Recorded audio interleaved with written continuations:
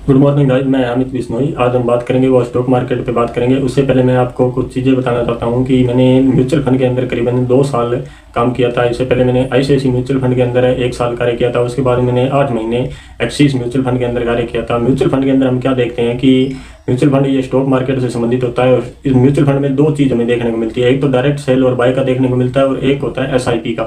हम दोनों ही पॉइंटों को आसानी से समझेंगे। उससे पहले मैं आपको बता देता हूँ, म्यूचुअल फंड के अंदर प्रॉफिट कमाने के लिए जो तरीका होता है वो तरीका हर व्यक्ति को नहीं पता होता है, क्योंकि उसके अंदर ये नहीं है कि हमने कोई पैसे लगा के छोड़ दिए, या ऐसा कोई सिस्टम नहीं है कि हम सुबह लगाएं और शाम को उसमें प्रॉफिट कमा लें। ये सब सिस्टम नहीं होता है। म्यूचुअल फंड है एक एसआईपी के अंदर मैंने कार्य किया था। एसआईपी में कार्य इस प्रकार से किया था, जो भी हमारे पास होल्डिंग आती थी उसको आगे हम सेल और बाय करते थे, जिसके जरिए एसआईपी पे इंटरेस्ट जनरेट होता था। तो म्यूचुअल फंड के अंदर कार्य करने के लिए मैं आपको सरल तरीका बताऊंगा, और आप डायरेक्ट गूगल पे जाके किसी भी कंपनी के स्टॉक मार्केट को आप सर्च करके उसके अंदर देख सकते हो कि वास्तव में इन्होंने जो बताया था उस प्रकार से म्यूचुअल फंड के अंदर हम प्रॉफिट कमा सकते हैं या नहीं। म्यूचुअल फंड पे कुछ बातें करते हैं। उससे पहले मैं आपको बता दूं, म्यूचुअल फंड एक नंबर होता है म्यूचुअल फंड। म्यूचुअल फंड के अंदर हम क्या देखते हैं, म्यूचुअल फंड कह दो चाहे इसको स्टॉक मार्केट कह दो, स्टॉक मार्केट कह दो, एक ही चीज होता है। म्यूचुअल फंड स्टॉक मार्केट के अंदर कुछ नेगेटिव पॉइंट भी होते हैं, कुछ पॉजिटिव पॉइंट होते हैं। नेगेटिव पॉइंट के अंदर क्या होता है कि म्यूचुअल फंड के अंदर अपने इंडिया के अंदर मैं बात करूं, इंडिया के अंदर, तो इंडिया के अंदर इसको क्या बोलते हैं, सट्टा बाजार। सट्टा बाजार, मैं साधारण भाषा में बोल रहा हूँ। क्यों बोलते हैं सट्टा बाजार इसको? क्योंकि लोगों को इस चीज का ज्ञान नहीं होता और लोग चाहते हैं कि मैं रातों रात करोड़पति बन जाऊं। ऐसा कोई इसके अंदर स्टॉक मार्केट के अंदर सिस्टम नहीं होता। और ज्यादातर क्या करते हैं, एक हमारी कमी होती है, हम जब भी म्यूचुअल फंड के अंदर सेल और बाय करते हैं ना, तो हम क्या देखते हैं कि एक शेयर तो यहाँ पे 2000 रुपये का है और एक शेयर यहाँ पे 50 रुपये का है। तो अपने इंडियन के अंदर क्या है, ये जो है ना 95% लोग इसके अंदर सेल बाय करेंगे। वो ये चीज नहीं देख रहे हैं कि हमें रकम पे कितना इंटरेस्ट मिल रहा है, उस चीज को कोई मतलब नहीं है। उनको एक ही चीज का मतलब है, हमारे यहाँ क्या एक ही गणित पढ़ाई गई है कि म्यूचुअल फंड के अंदर ये शेयर ले लो और ये शेयर 10 साल बाद आपको 10 गुना देगा। एक चीज मैं आपको बताऊं, मार्केट के अंदर वो कंपनी ज्यादा प्रॉफिट होती है जिसका शेयर हाई होता है, क्योंकि उस कंपनी का बिजनेस बड़ा होता है, उस कंपनी का शेयर ज्यादा ग्रोथ करता है। हाँ, हालांकि वो एक जगह स्थिर रहता है। स्थिर रहने का मतलब क्या होता है कि ये जो से 2000 का है तो ये 1700 से 2200 के बीच में घूमेगा, ये इतना ही घूमेगा। ये जो है ना, ये ऐसे है हिस्ट्री के अंदर, ये 50 रुपए का है ना, ये 50 रुपए से आपको 150 रुपए के बीच में घूमेगा।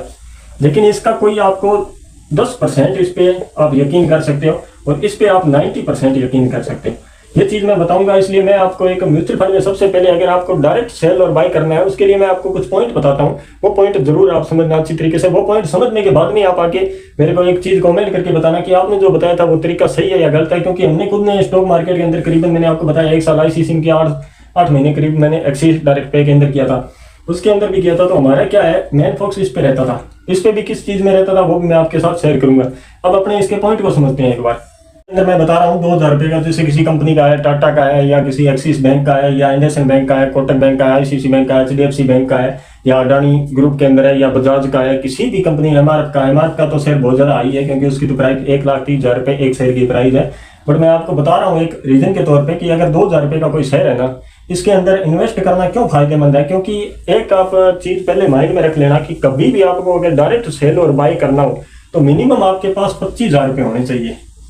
ये 25,000 रुपये, अगर इससे कम है ना तो आप एसआईपी के अंदर कर लो, आप शेयर मार्केट को समझ लो। लेकिन इससे कम पैसे है तो आप सेल और बाय कभी मत करो, क्योंकि आपको प्रॉफिट नहीं होगा। क्यों नहीं होगा? क्योंकि आपने किसी शेयर के अंदर सेल और बाय किया, सेल और बाय किया, क्या करते हैं, लगभग 40 रुपये मान के चलता हूँ नॉर्मल, यानी 40 किसी के अंदर 32 रुपये होते हैं, किसी में 40 रुपये और किसी में 50 रुपये तक चला जाता है ये। ठीक है, इसके अंदर 3 रीजन में मिलता है। जैसे एंजल लोन के अंदर 32 रुपये करते हैं, और कई ऐसी कंपनियां हैं प्राइवेट जिनके अंदर 40 करते हैं, और कई बैंकों की साइड है उसके अंदर 50 रुपये करते हैं। ये 3 फॉर्मेट देखने को मिलते हैं। ये क्या है, डबल कटेंगे। डबल क्यों कटेंगे? जीएसटी फॉर्मेट और इनके अंदर टोटल चार्ज होता है। जैसे आपने सेल किया, पहले तो सेल किया इसके अंदर तो 50 रुपये, बाय किया तो 50 रुपये, ये डबल हो गए। अब ये 100 रुपये आपके कर चुके हैं। ठीक है, एक बार के अंदर आपने मान लो किसी कंपनी के अंदर 2000 रुपये का आपने शेयर खरीदा है, 2000 रुपये का। अब आप ये चाहते हो कि मैं इस पे 10% कमाना चाहूँ, तो आपको कितना वेट करना पड़ेगा? 10% के लिए करीबन 6 महीने वेट करना पड़ेगा। 6 महीने, 10% इसका कितना होगा? 200 रुपये। अब 200 रुपये में ये 100 रुपये तो पहले ही कट गए, आपको 6 महीने में प्रॉफिट के दिया 100 रुपये का। अब 25,000 रुपये में मैं आपको बताता हूँ कि क्या प्रॉफिट है। 25,000 रुपये कम से कम क्यों रकम होनी चाहिए, और ये 2,000 रुपये के हिसाब से खरीदा तो हमारे पास कितने आएंगे, लगभग 22 से 23 शेयर आएंगे। 22 से 23 शेयर आ जाएंगे। 22 से 23 शेयर, 1,000 अगर कोई शेयर की प्राइस है, जैसे ICICI बैंक है वो 1100 रुपये चल रहा है, बाकी HDFC बैंक है वो 1200-1300 रुपये चल रहा है। तो इस प्रकार से अगर हाईएस्ट मान के चलते हैं 2,000 तक, यहाँ 22 से 23, और अगर कम से कम करें ना तो 13 से 14 शेयर आएंगे। 13 से 14 शेयर। अब प्रॉफिट क्या होता है कि 2,000 रुपये अपने महीने के अंदर, आप एक महीने के अंदर आपको 3 से 4 बार सेल और बाई करना होता है। 3 से 4 बार सेल और बाई क्यों करना होता है, उसका आप गूगल पे जाके एक स्टोरी देखना कि आप वहाँ पे गूगल पे किसी भी शेयर को सर्च कर लेना, चाहे HDFC है, चाहे ICICI है, चाहे एक्सिस बैंक है, चाहे टाटा है, चाहे सीमेंट उद्योग है, चाहे पावर उद्योग है, या कोई हाइड्रोजन है, या किसी कंपनी का, जैसे कोई भी कंपनी XYZ, किसी भी कंपनी का जिनका शेयर और अच्छी क्वालिटी की कंपनी है, जिनका बिजनेस विस्तार बड़ा है, उनका जाके आप सर्च कर लेना। वहाँ पे आपको मिलेगा एक तो एक महीने का आप 1 महीने पे करोगे तो कुछ लाइन आपको इस प्रकार से दिखेगी इस पे, और एक मिलेगा आपको 6 महीने का, एक मिलेगा आपको 1 साल का, एक मिलेगा आपको 5 साल का कि इसका इतिहास क्या रहा है। अब आप इसको 6 महीने के अंदर जब भी सर्च करोगे तो आपको एक, जैसे ये ब्रोकन लाइन होती है, इस प्रकार से ये लाइन देखने को मिलेगी। अब इसमें क्या जांचना होता है, जो ग्राफ होता है ना, उसको जांचना होता है कि ये जैसे यहाँ पे इसका 1100 रुपये रेट है और यहाँ पे इसका 900 रुपये रेट है, तो आप ये चीज सर्च करो कि 1 महीने के अंदर ये कितनी बार ऊपर नीचे, आपको 4 से 5 बार ये कंडीशन देखने को मिलेगी। 4 से 5 बार अगर आप इस पॉइंट पे खरीदते हो और ज्यादा प्रॉफिट ना कमा के आप 2 से 3% लेना चाहते हो, 2 से 3%, अब क्या होगा कि यहाँ पे आपको रकम पे प्रॉफिट देखना है। ये नहीं कि मेरा शेयर कितना है, शेयर पे प्रॉफिट मत देखना, आप रकम पे प्रॉफिट देखो कि मेरे को 25,000 के पीछे 2% कमाना है, यानी कि 2% 500 रुपये कमाना है इसके अंदर। क्योंकि 25,000 रुपये अगर मैं बात करूँ, 2% का 500 रुपये होता है और 1% का 250 होता है, 500 रुपये होता है। 500 रुपये में 100 रुपये आपके वो ब्रोकन चार्ज, GST और विथ, चाहे आप किसी साइड से करें उसका चार्ज, टोटल मिला के यहाँ पे 100 रुपये, ये बचेंगे आपको 400 रुपये।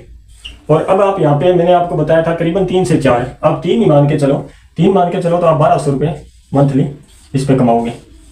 1200 रुपये, ये नॉर्मल बता रहा हूँ कंडीशन, जो आप है एक बार चेक कर लेना, ये 1200 रुपये मैंने नॉर्मल कंडीशन बताई है। अब 1200 इंटू अगर मैं यहाँ पे करूँ तो 25,000 में ये 1200 जुड़ जाएंगे, क्योंकि नेक्स्ट मंथ आप जब भी करोगे तो यहाँ 26,200 का आपके पास हो जाएगा, 26,200 का। अगर आप 26,200 पे करोगे तो नेक्स्ट मंथ इसके अंदर करीबन 1,300 रुपये ये आपके और जुड़ जाएंगे। ऐसे करते करते अगर मैं मानूँ इस चीज को कि कितना हम प्रॉफिट कमा सकते हैं, तो पहले मंथ अपने देखें तो इसके अंदर हमने जो प्रॉफिट कमाया था वो करीबन 5% कमाया था, 5%। लेकिन जब भी अपने दूसरा मंथ आएगा तो इसमें 6% के करीबन आपको प्रॉफिट मिलेगा। तीसरा मंथ आएगा तो आप 8% तक चले जाओगे। क्यों चले जाओगे? क्योंकि ये रकम साथ में जुड़ती जाएगी और ब्याज पे ब्याज, वो बोलते हैं ना अपने की SIP के अंदर होता है, वो हर मंथ इसमें रकम आपको जोड़ के, इसमें निकालना नहीं है, इस रकम को जोड़ते चले जाना। फिर ये 10% चली जाएगी, फिर ये 10% से डायरेक्ट आपके 13% पे जाएगी और 13 से फिर ये 17% पे चली जाएगी। अगर आप टोटल जोड़ोगे ना एक साल के अंदर, एक साल में, तो एक साल के अंदर आप 80% तक, 60 से 80% कमा सकते हो। 60 से 80% कहने का मतलब आपने 25,000 रुपये एक साल के अंदर किया है इन्वेस्ट, तो ये नेक्स्ट साल के अंदर ये 40 से 45,000 रुपये रकम हो जाएगी आपकी।